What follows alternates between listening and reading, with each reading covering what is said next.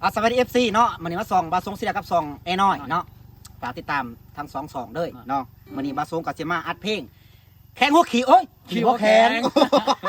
ขี่หัวแข้งเป็นเพลงแล้วก็มีกีตาร์นำเนาะให้ทุกคนเนาะดีโฟดแล้วก็ซอยฝากกดคอมเมนต์กดไลค์กดแชร์ซอยในเด้อว่าเพลงนี้เสียได้จักแสนวิวถ้าบาได้แสนวิวขึ้นไปบาสงเสียได้เฮ็ดดนตรีเนาะเฮ็ดดนตรีเลยมาฟังกันเลยเนาะแข้งหัวขี่หัวแข้งโอ้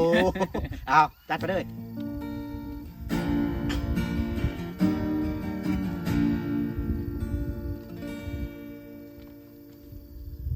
นั่งก้มหน้าขี่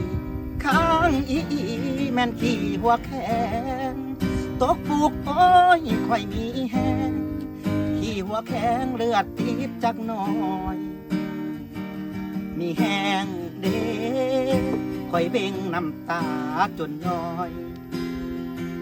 เบ่งออกค่อยก้อนน้อยคือในมาคอพี่น้องเอ้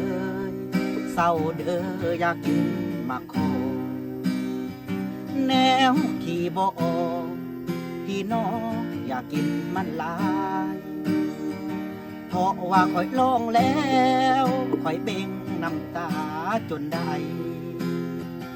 เบ่งไปแกะไปนับได้ก็ได้ดอกเด้อยาสิไปซื้อ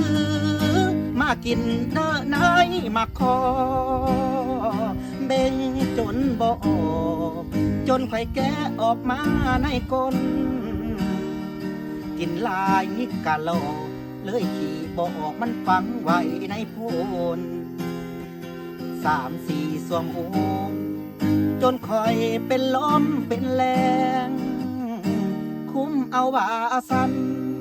บีบคั้นเอาไหนมันออกเจ็บคักกะโลไหนมาขอกข้าไหนหัวขี้ทั้งเบ่งทั้งไงพักแกะไปเมื่อบ่ายก่อนขี่ลาบแล้วบาดนี้ขี่ออกเลือดติดจนแลประมาณนี้เนาะเพลงขี่หัวแข้งเนาะกับฝากคนติดตามคนไหนคนเซ่ต่อไปเนาะทาง2ไอ้น้อยทาง2บาสงไซเดียเนาะ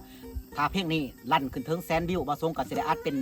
มิวสิกเป็นเพลงมีดนตรีนำเนาะฝากกดติดตามคนไหนคนเซ่ต่อไปเด้อเนาะขอบใจเนาะกดไลค์กดแชร์ในเนาะฝากช่อง YouTube ของไอ้หน่อยเด้อเจ้าเนาะฝากกดไลค์กดแชร์ในเนาะนี่ข้างบนนี้เลยเนาะ